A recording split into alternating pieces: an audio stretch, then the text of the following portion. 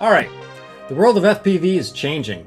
On September 16th, 2023, Remote ID goes into effect from the FAA, which is going to have a significant potential impact on the FPV community. Along with that, I recently participated in the IGAL, international competition using these little guys where you're doing tricks and uploading those videos, and those are getting judged. Obviously, if you complete the tricks and they get progressively harder, it's like a game of horse, essentially. So it was really the first time that I really used Whoops in a challenging way, and I gotta be honest, I learned a couple things. So if you're just getting into FPV and you're worried about the FAA regulations, well, these might be the answer for you. You don't need to worry about them. These are sub 250 grams, none of the rules apply, no registration as long as you're not using them for commercial use. Or if you've been into FPV for a long time like myself, you may want to give them a look because the performance on these little buggers is a lot more than I thought, especially now with the 75mm class. That's this sucker right here. So let's talk about a couple things that I figured out through this competition and just, how fun these little things can be and how much you can really do with them nowadays. So first of all, it's important to note, in my opinion, there's really two different classes of Whoops that you may want to check out. There's really the outdoor class and then the indoor class. This one is a 75mm Whoop. Now this would be ideal if you want to have HD footage or anything outside. So if you're thinking about participating in IGAL in the future, or if you just want to do tricks outside or fly outside, this is the size you would want in my humble opinion. And again, if you want that sweet HD, this is the guy you're going to want to use, probably indoor or outdoor, just because of the additional weight of the HD. Although they have the HD boards pretty light nowadays with HD Zero and Walk Snail being the better video quality, HD Zero probably giving you a little bit more bang for your buck in the accessibility use for analog and HD, but that's a whole nother video. Essentially, definitely have this in your suite for if you're beginning, or if you're gonna, maybe take a second look at Whoops. You definitely want a 75mm class. This one specifically is the Beta FPV, and it can take a licking. I've crashed this a lot with going through the iGal and trying to get the tricks mastered for uploading a video, and nothing's broke on it since. I mean, nothing's broke, period. The only thing I've done so far with it is replace the props. You start to get a little jello sneaking in on you after they get binged and danged here and there. So replacing the props gets rid of that jello for you. The other Whoop class you'd want to have in your bag is for indoors. This is the 65mm Whoop class. And just to digress here a second, this is just the 1S model of the 75mm. But again, 1S version of this, 65mm size. This is ideal for indoor flying. Getting really technical. It's probably not going to be the best flyer for if you want to do HD. You probably need that little bit bigger of a quad. But indoor flying, you'd need this. Especially if you're doing the iGal competition, some of the stuff's indoors. I would switch to this. For the outdoor stuff, do for the 75mm.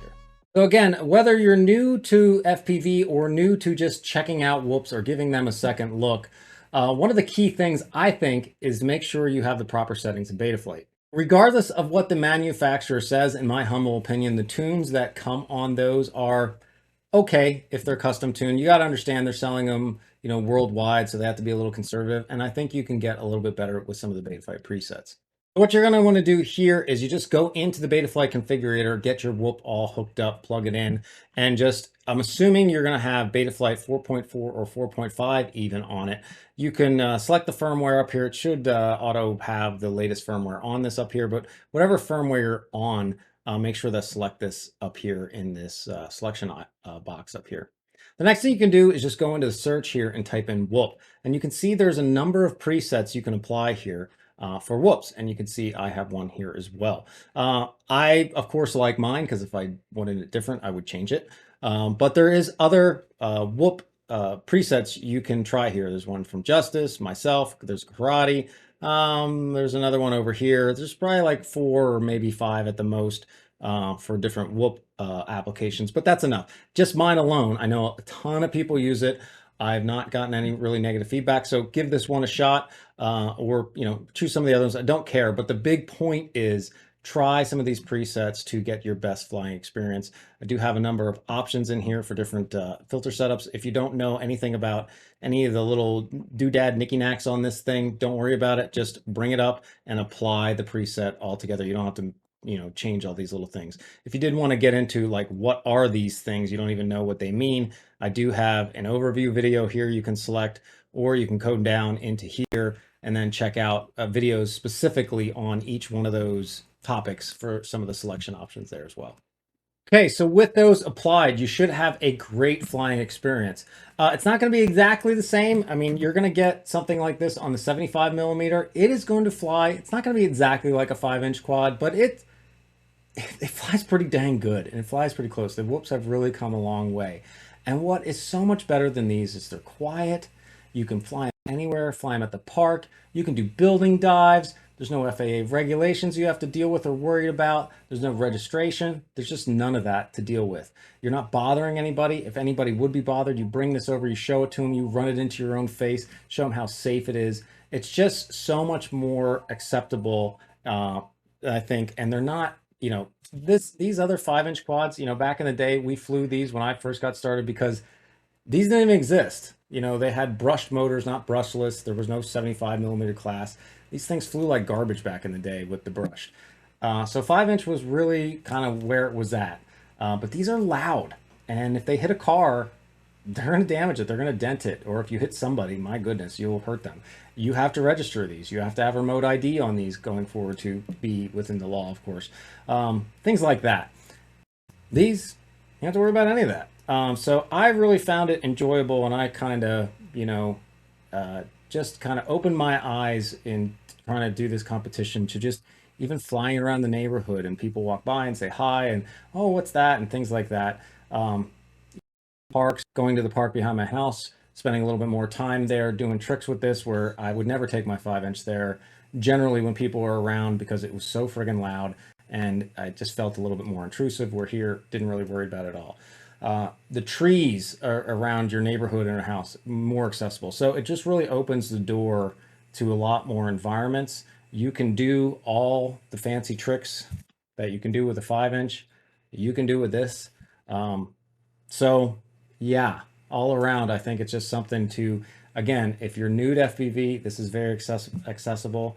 This one here, that's just analogs, only $110. That's all in with batteries. Of course, you need all the other stuff, charger and remote and goggles and all those other things. But, this thing, just to buy this, just the parts, it's like $250. So up to $300, depending on which parts you get. So a lot more expensive, a lot cheaper. There's no way I could have crashed this as much as I crashed this without new props and other issues, where this just, I have to go pick it up because it's, smaller. You can't turtle mode in the little bit of grass, but it just doesn't break. So yeah. So that's it. Hopefully you found that helpful. If either you're new to FPV or been in FPV for a long time, but really weren't getting into the whoop scene too much because you kind of grew up on 5-inch and kind of been sticking with that. That's kind of where I was. And I'd fly whoops inside in the winter, but it's not that fun. Honestly, taking these outside and being challenged to get some, some piping, some PVC 1/2-inch piping, set up some gates, set up some doors, some, drop gates, things of that nature that we're using to do these trips and tricks, finding a tree to do a trippy spin, things of that nature really challenged me and pushed me to first do tricks I've never done before. Secondarily, just kind of more appreciate these little guys and how much you really can do with them nowadays. That, coupled with the new FAA regulations and not having to deal with that or worry about that. And then finally, just, how much more approachable these are and quiet these are to open up new environments and not really have to worry about where you're flying or people and things of that nature. I think really just is a triple win for checking out the Whoop class. I will throw a couple links to this stuff down below. Check it out or not. This, again, is the Beta FPV 75. Really good whoop in my experience for the amount of beating this thing takes, and it's just no problems at all, still kicking. So definitely check it out. The frame is just nice and flexible, and it's just, I don't know what it would really take to break this thing. If you do have any questions on setup or flying, or you're not getting your quad flying really well or whatnot, you've applied the preset or haven't any little troubles whatsoever, please don't hesitate to drop a comment down below. I do kind of go through my comments as much as I can and try to address those. I will also put links here at the end for tuning tips, things of that nature for Whoops specifically. Again, thanks everybody, and I hope this helped.